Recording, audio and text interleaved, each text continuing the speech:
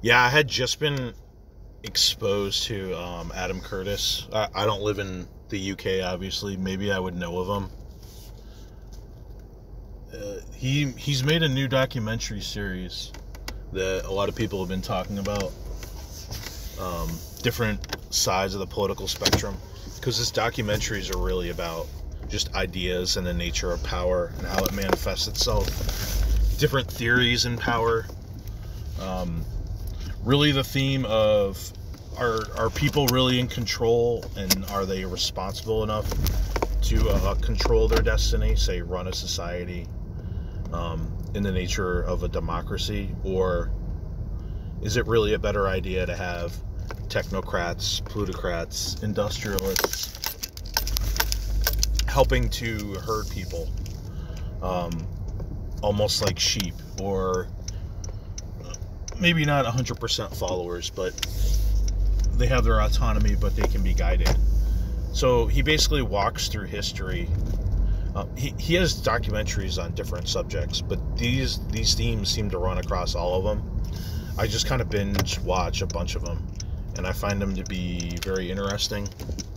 His style is kind of a little esoteric, especially on the new one, which I don't even remember the name, but I'll put it in the description.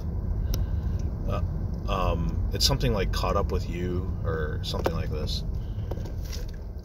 It's a little bit esoteric in that he has these video montages where he plays a bunch of random weird video footage from the past that's related to his themes, which is kind of a little weird, and it sort of feels like filler.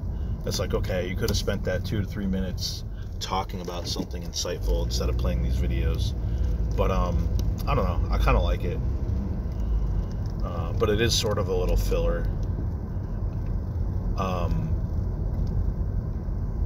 But yeah, some of the main themes that intersect with the themes I've mentioned are political systems, political theories, also artificial intelligence, which is huge today, populism, ideas and their backlash.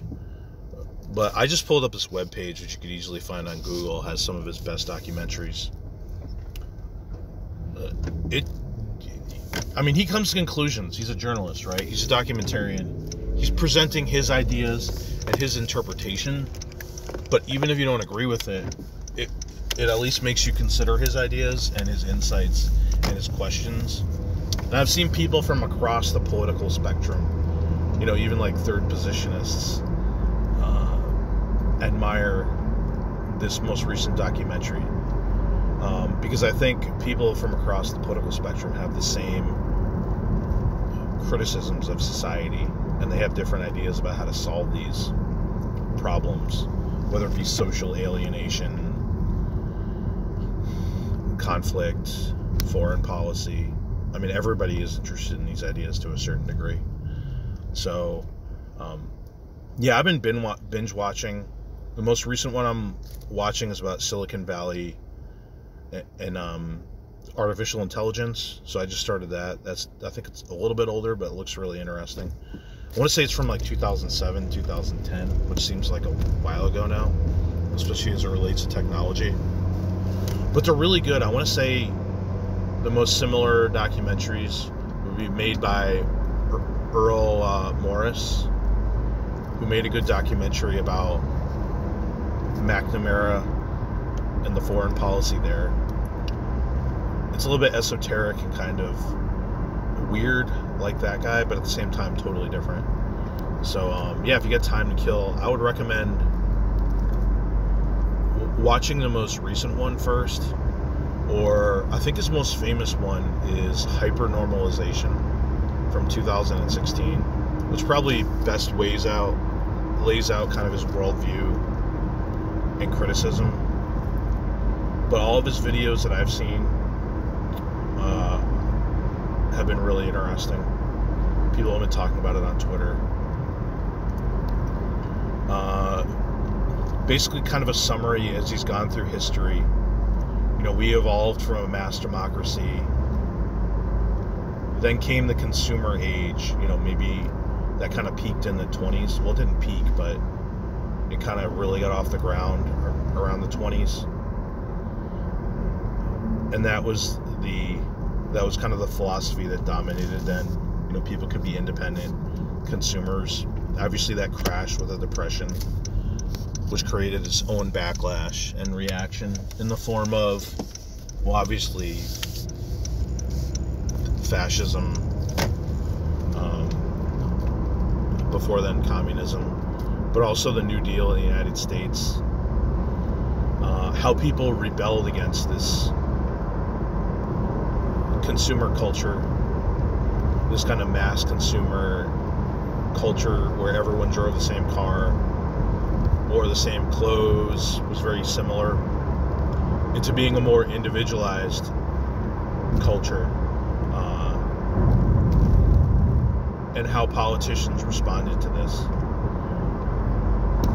For example, instead of having collective ideas, somebody like Bill Clinton, who came from the Democrat Party, maybe more of a center leftist, had to adopt a lot of individual type philosophies to get people to go with his program. So he actually, cut social programs, built the economy. And just how that all relates, how it's all interconnected, how it affected our foreign policy, our war on terror, the negative effects of our war on terror that resulted in unforeseen consequences, like the Iranian Revolution, like the Saudi police state, like the Mujahideen and Al-Qaeda eventually ending up with ISIS. It's all really interesting. So I think if people have seen it, share your thoughts, or go watch one or two of his documentaries. Either the most recent one or Hypernormalization. And I found them all on YouTube, which is great. So I think people should watch them and discuss the ideas presented in them, because I feel like it's important and productive.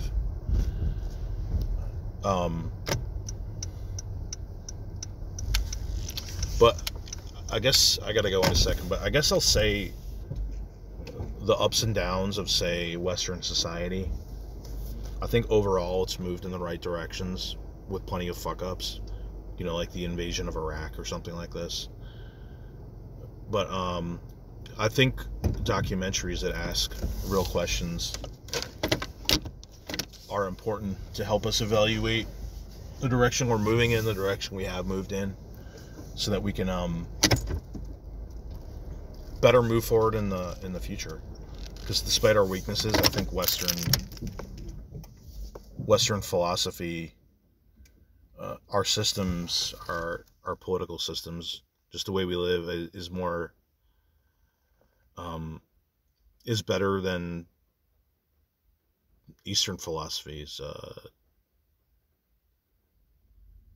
China, Russia, the Islamic world, etc.